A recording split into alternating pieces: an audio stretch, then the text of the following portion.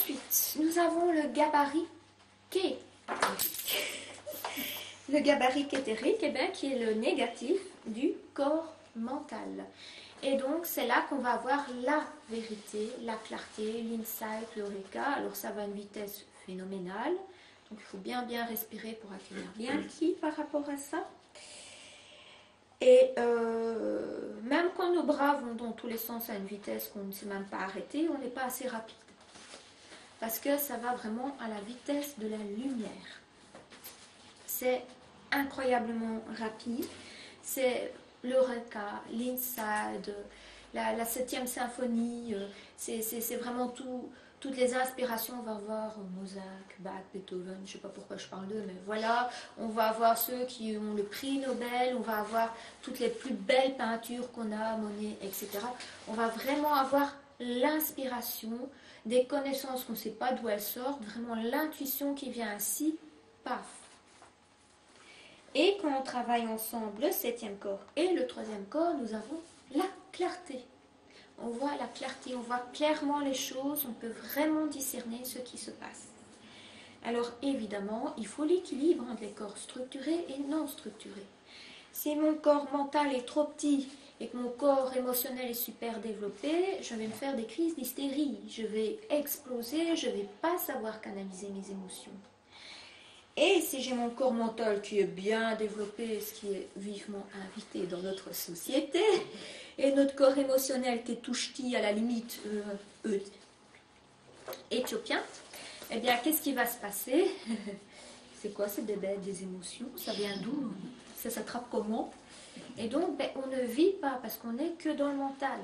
Le tout, c'est vraiment d'équilibrer les deux pour vraiment se sentir bien et se sentir à l'aise. Alors maintenant, c'est vrai qu'on représente tous ces corps de manière différente, mais ils ne sont qu'un seul et unique corps en tout. C'est pour discerner les différentes fréquences, mais ils sont continus. Ils ne forment que un. Et notre corps vital éthérique comprend notre corps physique jusqu'aux os.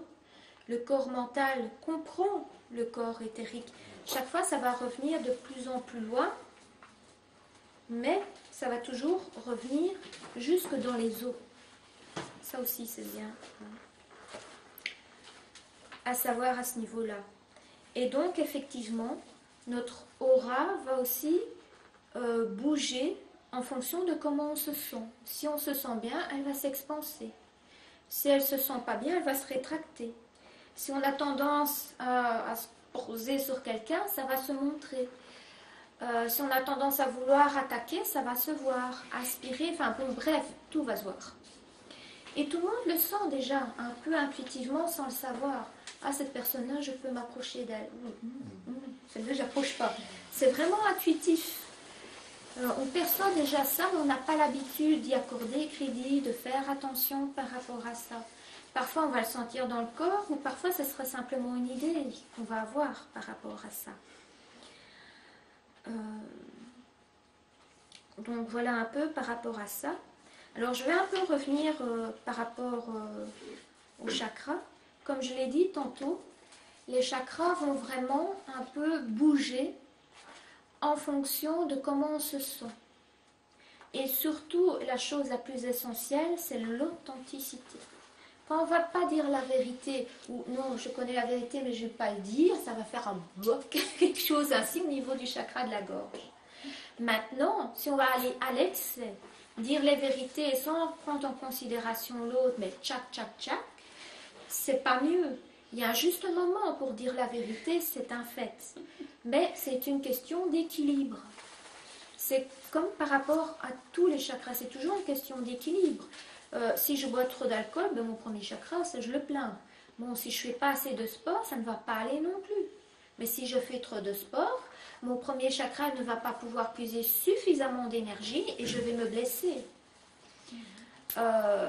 Si je suractive mon troisième œil, là je vais vivre dans un monde, je ne vais plus être en contact avec la réalité, je vais même pouvoir partir dans l'illusion et ne plus faire ce lien, parce qu'il faut l'équilibre, il faut être là-bas, être conscient de ce qui se passe, mais aussi ici, et comme je vais souvent le répéter, c'est toujours étant dans son corps physique par rapport à la réalité qu'on s'ouvre de plus en plus à la conscience et à ce qui se passe.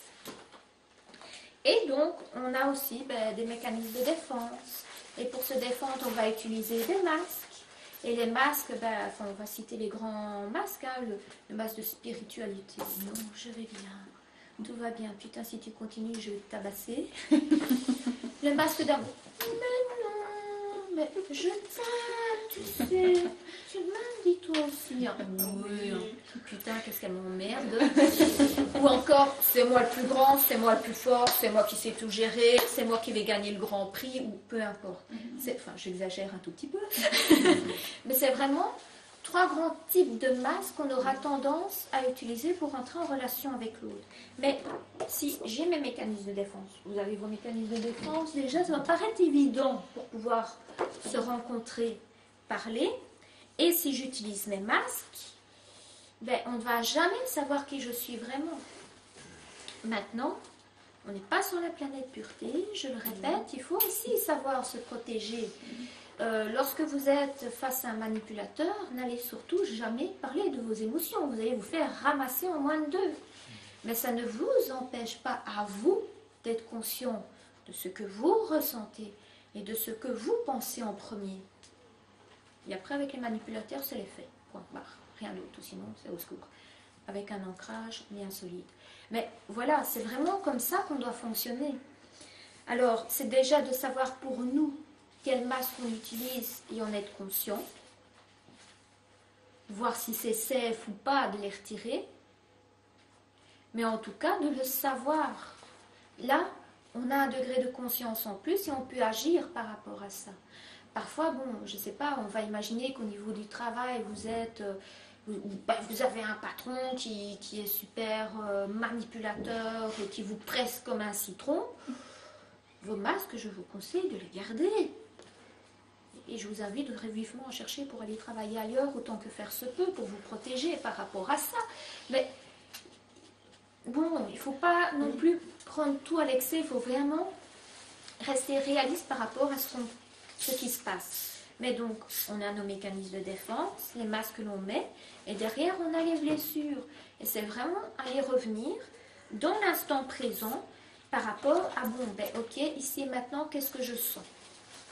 Alors, on a les différents éléments de la pleine conscience qui nous aident à voir plus clair en nous et à avoir plus conscience de la réalité, où on va vraiment avoir l'ouverture d'esprit, l'attitude du débutant, la curiosité, l'acceptation, le non-jugement, le regard neutre, la patience, la confiance, la tranquillité, mais l'effort tranquille, on ne peut pas vraiment être constipé comme ça, ni complètement relax, mais j'y vais quand même, et le lâcher-prise. Pour vraiment plus revenir ici et maintenant, revenir en soi, et ne paraître surtout pas dans l'empressement. Souvent, par exemple, quand il y a des problèmes dans la famille, c'est la patience. Faire preuve de patience, il n'y a rien à faire. Les choses, avec le temps, parfois se décantent. J'ai ma vision du monde, tu as ta vision du monde, elles sont différentes, mais elles peuvent coexister ensemble, c'est ok. Et parfois, c'est ok, je comprends, pour le moment, tu ne sais pas, ok, je fais preuve de patience. Quand c'est des amis, écoute, on se reverra quand tu seras calmé, ou alors on parle d'autre chose.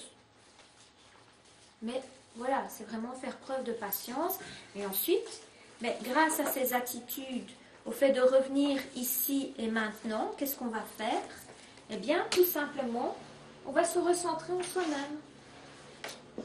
Prendre un temps, par exemple, pour s'installer confortablement. Ensuite, revenir en soi.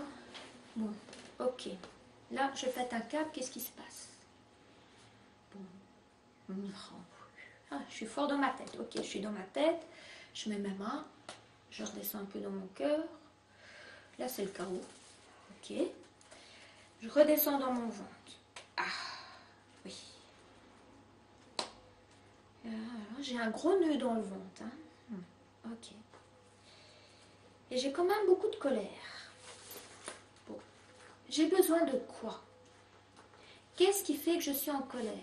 C'est d'office que j'ai porté un jugement, que j'avais une attente par rapport à quelqu'un, qu'elle agisse d'une manière ou d'une autre manière. Ok, j'ai ce besoin. Et ensuite, bon, ben, je vais voir pour me nourrir par rapport à ce besoin. Je ne vais...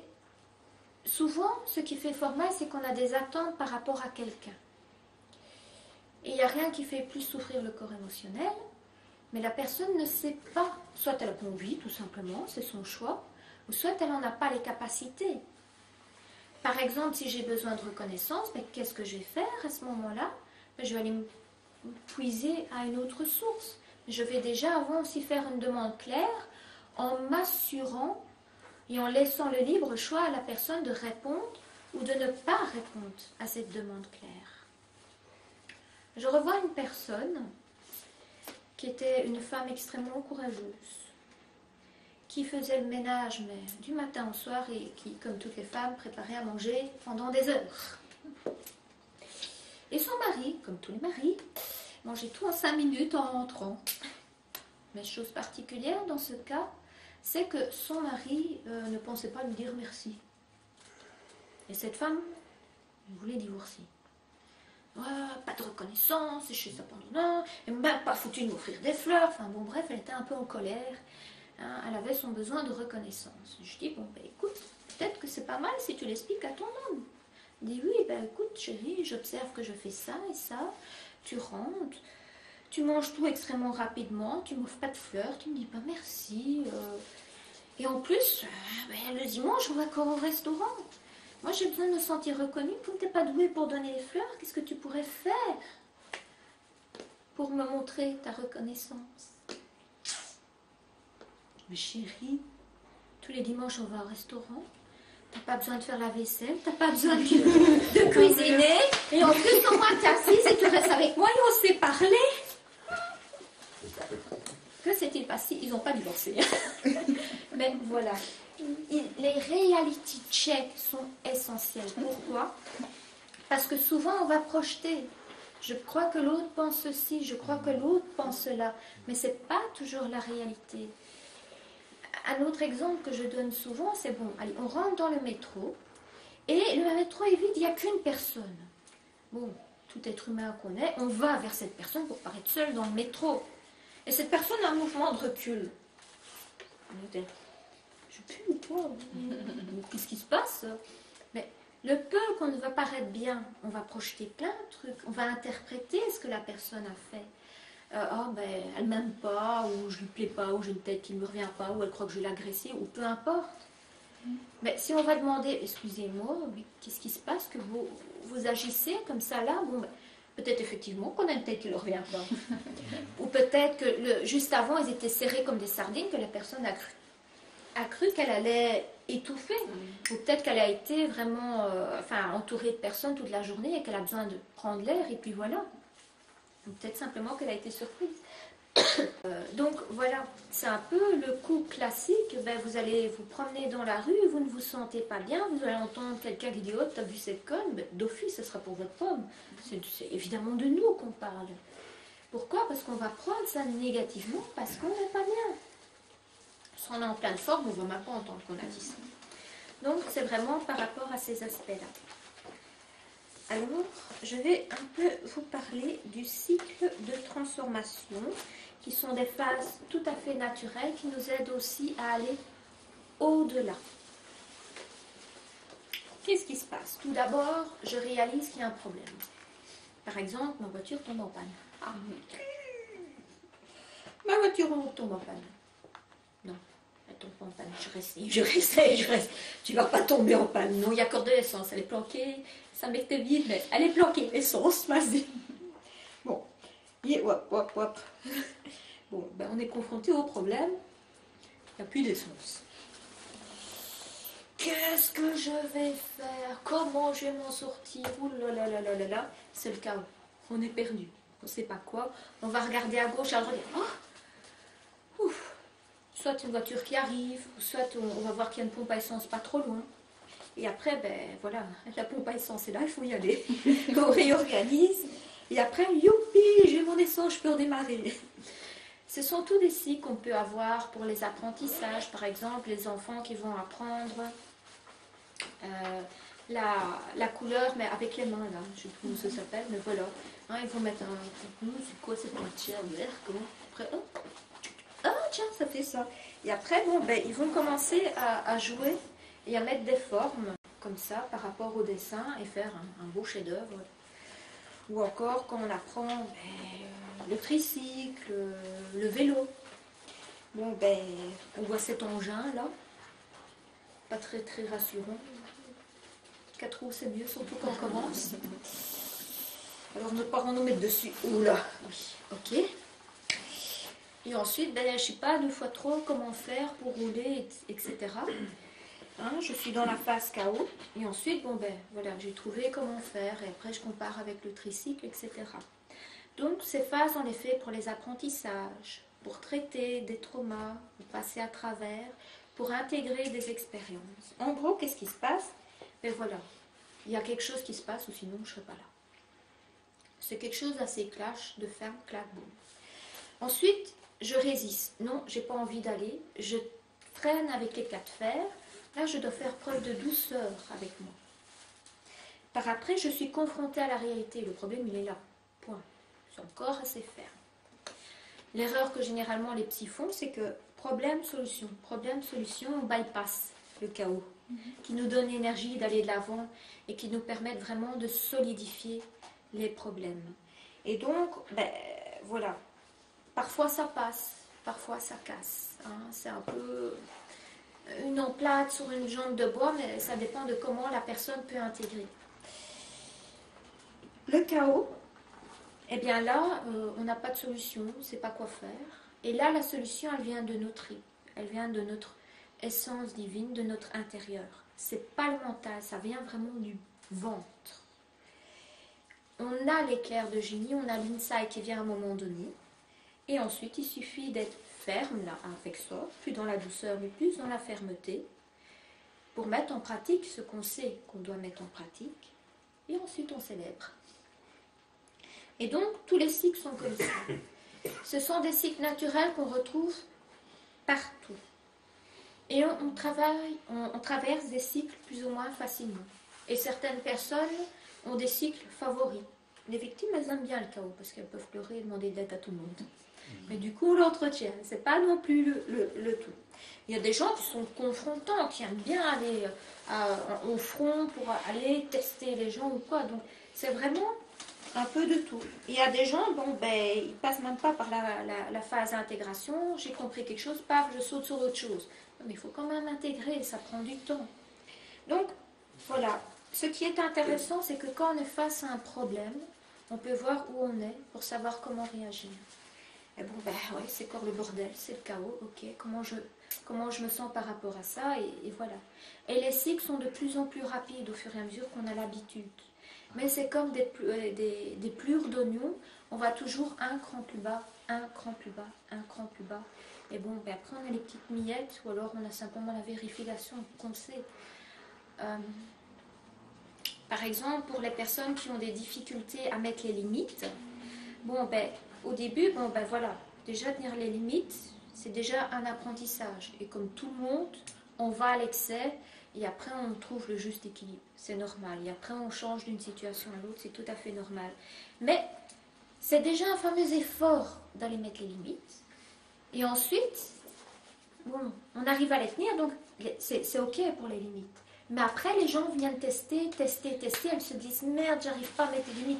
Non, c'est un autre cycle, désolé. C'est un autre cycle d'apprentissage où simplement, les gens testent pour vérifier. Mais toi, tes limites, elles sont bien mises. C'est simplement cet aspect-là. Je revois une personne qui travaillait par rapport aux limites et qui a bien travaillé 1 année pour pouvoir les mettre. Et après, ben voilà, elle avait appris à mettre les limites par rapport à son conjoint qui lui demandait tout le temps d'aller chercher ses bouteilles d'alcool et qu'elle ne voulait plus. Manque de peau. Ben, son conjoint, ça ne va plus du tout. A trop poussé la bouteille. Bon, il est en fin de vie.